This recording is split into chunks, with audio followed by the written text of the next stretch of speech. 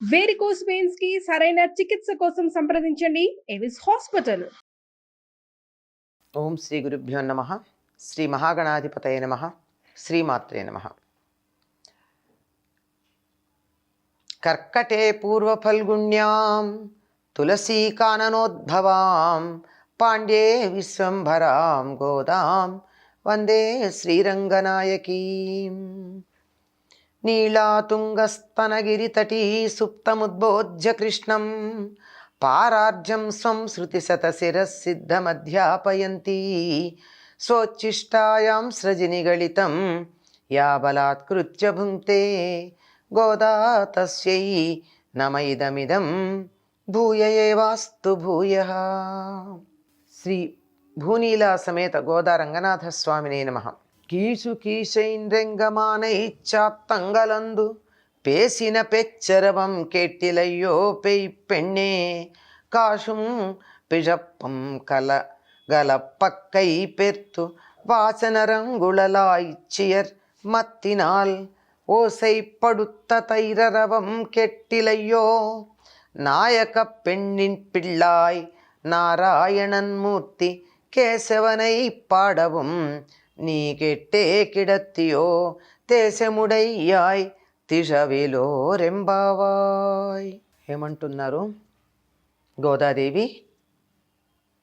ఏడవ నాడు మరొక గోపికని నిద్రలేపుతూ ఉంది. ఈవిడ లక్షణం వేరు.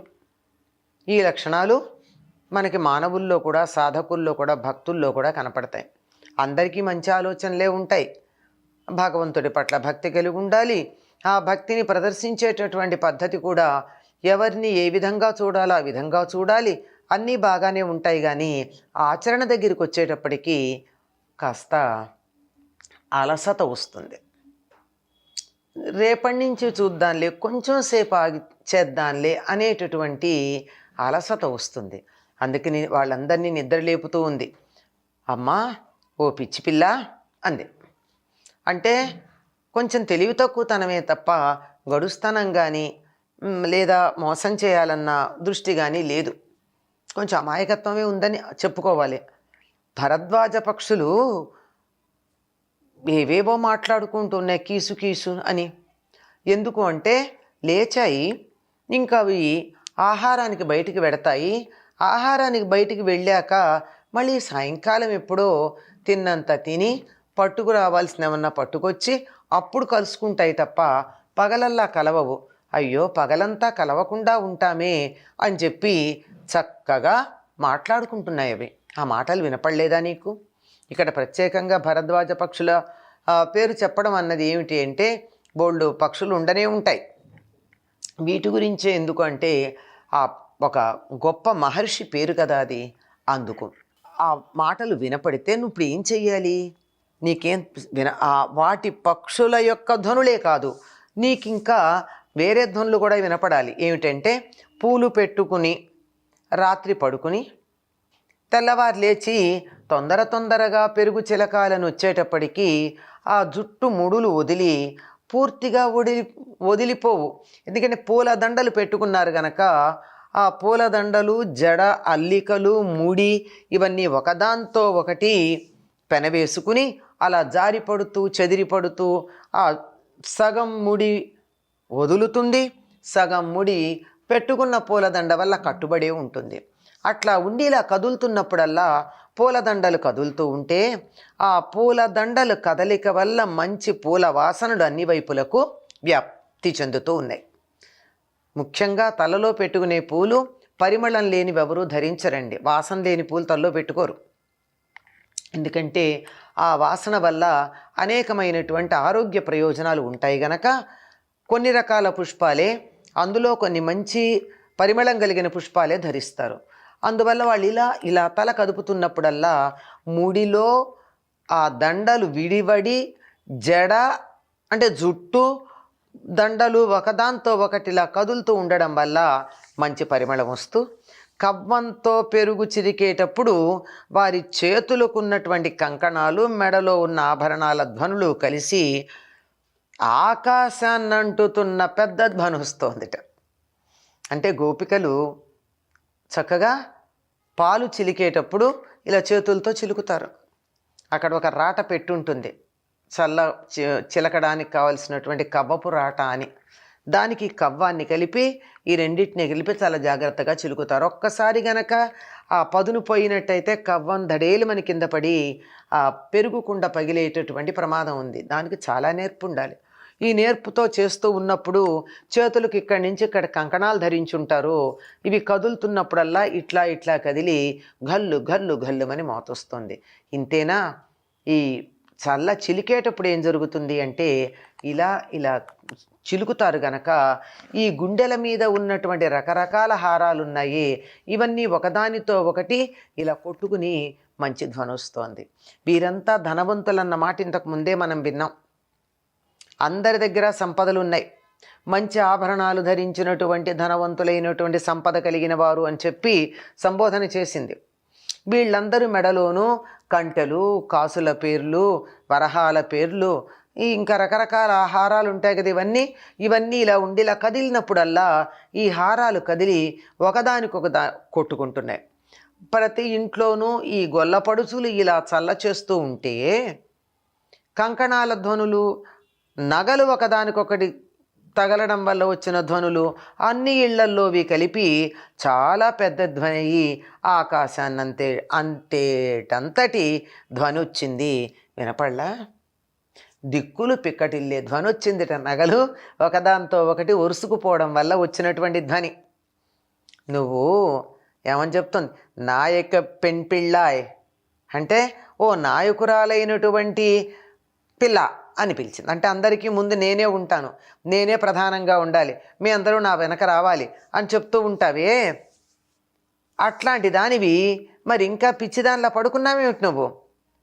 సర్వ పదార్థాలతో వాత్సల్యంతో వ్యాపించి మనకు కనపడాలని, ఆ సర్వ పదార్థాలలో వాత్సల్యంతో వ్యాపించి మనకు కనపడాలని ఒక ఆకృతి ధరించి కృష్ణుడుగా అవతరించి విరోధులను నశింపచేసిన ప్రభువుని కీర్తిస్తూ ఉండగా విని కూడా ఇంకా నువ్వు పడుకునే ఉన్నావా?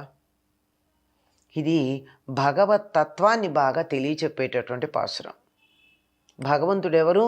సర్వవ్యాపి. అంతర్బహిశ్చ తత్సర్వం వ్యాప్య నారాయణ స్థితః అని చెప్తారు. లోపల బయట సమస్తంలోనూ బాగా వ్యాపించినటువంటి వాడు అని. అంటే ఆ విష్ణు శబ్దానికే అర్థం. విష్ అంటే వ్యాపించుట, విష్ణువు అంటే సమస్తమునందు వ్యాపించినవాడు. సమస్తంలోనూ వ్యాపించినటువంటి విష్ణువు తనకంటూ ప్రత్యేకంగా అన్నింటిలోనూ అంతర్యామిగా ఉన్నాడు. అలాంటప్పుడు ఎలా కనపడతాడు? ఉదాహరణకి పూలదండ ఉంటే పూలదండలో దారం కనపడదు కదా. దారం కనపడితే దండే లేదు. ఏ పువ్వు కా పువ్వు విడిగా ఉంటే దారం కనపడదు కదా. ఆ విధంగా సమస్తంలోనూ వ్యాపించి కనపడకుండా ఉన్నటువంటి వాడు, అయ్యో మేము ఆరాధించుకోవడానికి రూపం లేకపోతే ఎట్లా, నిన్ను ఎలా గుర్తిస్తాం, మేము అమాయకులము, తెలివి తక్కువ వాళ్ళం, మా కంటికి కనపడితే తప్ప నిన్ను మేము ఆరాధన చేయలేమే అని అనేటటువంటి భక్తుల కోసం ఒక మూర్తిమత్వాన్ని చెందాడు. అంటే ఆకృతిని పొందాడు. ఆ ఆకృతి ఎట్లా ఉంది? కృష్ణుడు అనే రూపాన్ని పొందాడు. అలా పొంది వచ్చినటువంటి వాడు ఊరుకున్నాడా? శత్రు సంహారం చేశాడు. అటువంటి ఆయన యొక్క ఘనతని కీర్తిస్తున్నారే అందరూను. అది వినపడలా నీకు? అంటే ఈ హరిదాసులు అని చెప్పబడేవాళ్ళు కానీ, విష్ణు భక్తులైనటువంటి వారు కానీ, జీయర్లు కానీ, ఆలయంలో ఉండి విష్ణువుకు సేవ చేసుకునేటటువంటి వారు, గబగబా వచ్చి ఆలయాన్ని తెరిచినటువంటి వాళ్ళు కానీ, వాళ్ళు విష్ణువుని కీర్తిస్తున్నారే. ఆ కీర్తనలు వినపడలేదా నీకు? ఇంకా పడుకుంటావా నువ్వు? అవి వినపడుతూ ఉండగా కూడా పడుకుంటున్నావా? నీ తేజస్సు మాకు కనపడుతోందిలే.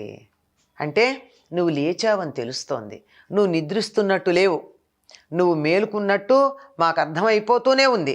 నువ్వు బయటికి రా. దాన్ని, నీ తేజస్సుని మాకు కనపడకుండా నువ్వు దాచిపెట్టకుండా మేం కూడా దాన్ని దర్శించి అనుభవించేట్టుగా తిజా అంది. అంటే తెరు అంది. ఇదే తెలుగులో మనకి తెరు అని, తలుపు తెరు అన్న చోట బండీరా రాస్తాం. దానికి మూలం ఝ అటువంటి పదం, అటువంటి ధ్వని తమిళంలో మనకు కనపడుతుంది. నువ్వు తలుపు తెరు, నీ తేజస్సు నాకు మా అందరికీ కనపడుతోంది, మమ్మల్ని చూడని దాచిపెట్టుకుంటావెందుకు ఉంది. అంటే అప్పటికే భగవద్ అనుభూతి కొంతమంది గోపికలుగా భావన చేయబడుతూ ఉన్నటువంటి గోదాదేవి చెల్లలో భాషించిందనమాట. అందుకని దాన్ని మాకు కనపడేటట్టు చెయ్యమంది. ఇక్కడ తెరు అన్నటువంటి మాట రెండు అర్థాల్లో మనం తెలుసుకోవాలి. ఒకటి భౌతికంగా తలుపు తెరు అని చెప్పడం, మరొక్కటి నువ్వు మాకు కనపడకుండా నీ అంతరంగానికి తెర వేసి ఉన్నావు, కప్పేసుకున్నావు. ప్రతి మనిషిలోనూ కూడా, నిజం చెప్పాలంటే ప్రతి జీవిలో కూడా భగవతత్వం ఉంది. మిగిలిన జీవుల కన్నా కాస్త ప్రస్ఫుటంగా కనపడేది మానవుల్లో. అటువంటి దాన్ని అహంకార మమకారాది అనేకమైనటువంటి పొరలతో కప్పివేస్తాం. దాన్ని తొలగించడమే తెర తొలగింపు అంటారు. తెర తీయగరాదా అనేటటువంటి కీర్తన మనకి తెలుసు. తెర అంటే భౌతికంగా ఉండేటటువంటి బట్టతో చేసినటువంటి తెర కానీ, ఇక్కడ తెరు అంటే తలుపు తెరు అని కానీ కాక, లోపల ఉన్నటువంటి భగవత్ చైతన్యం అందరికీ వ్యక్తమయ్యేటట్టుగా, తనలో ఉన్నటువంటి దైవాంశ ప్రస్ఫుటంగా వెలువడేటట్టుగా అహంకార మమకారాది పొరలన్నీ తొలగించమని అర్థం. అలా తొలగించు, నువ్వు మాకు కనపడు, నీ దగ్గర అటువంటి వెలుగు ఉందన్న సంగతి మాకు తెలుస్తూనే ఉంది సుమా అని. ఇక్కడ ఈ పాసురాలన్నింటిలోనూ కూడా కృష్ణావతార ఘట్టాలన్నీ ఒక్కొక్కటిగా ప్రస్తుతించబడుతూ ఉన్నాయి. ముందేమో వామనావతారం గురించి ప్రస్తుతించబడింది, ఆ తర్వాత పూతనాహరణం, శకటాసుర భంజనం, దామోదర లీల, ఇలాంటివన్నీ ఒక్కొక్కటి. ఇక్కడ శత్రు సంహారం అనబడేటటువంటిది ఇక్కడ కనపడుతోంది. అంతేకాకుండా ఆనాడు కృష్ణుడు జీవించి ఉన్న రోజుల్లో గొల్లపల్లెలో సూర్యోదయానికన్నా ముందు ఎటువంటి ధ్వనులు వినపడుతూ ఉంటాయో వాటిని కూడా ఈవిడ మనోనేత్రంతో దర్శించి తాను దాంతో మమేకమైపోయింది, తాదాత్మ్యం చెంది ఉంది. తానే రేపల్లెలో ఆనాటి గోపికగా మారిపోయిందేమో. అక్కడ ఉన్నటువంటి భరద్వాజ పక్షులు జంటలుగా ఒకదాంతో ఒకటి కబుర్లు చెప్పుకుంటాయి. అవి వాటి పలుకులు, గొల్లెతలు చల్ల చేస్తున్నప్పుడు వచ్చేటటువంటి సవ్వడులు, వాటన్నిటినీ వర్ణించి చెప్పి, అవి నీకు వినపడటం లేదా లెమ్మంటూ ఉన్నది. అంటే అటు పక్షులు ఇటు మానవులు అందరూ కూడా తమ కర్తవ్యం చేయడానికి తాము బయలుదేరారు.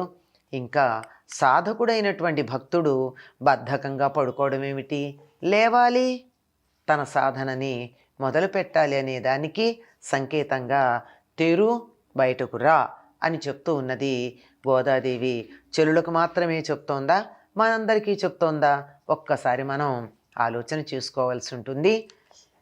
స్వోచ్ఛిష్టమాలికా బంధగంధబంధురజిష్ణవే విష్ణుచిత్తతనూజాయై గోదాయై నిత్యమంగళం. స్వస్తి.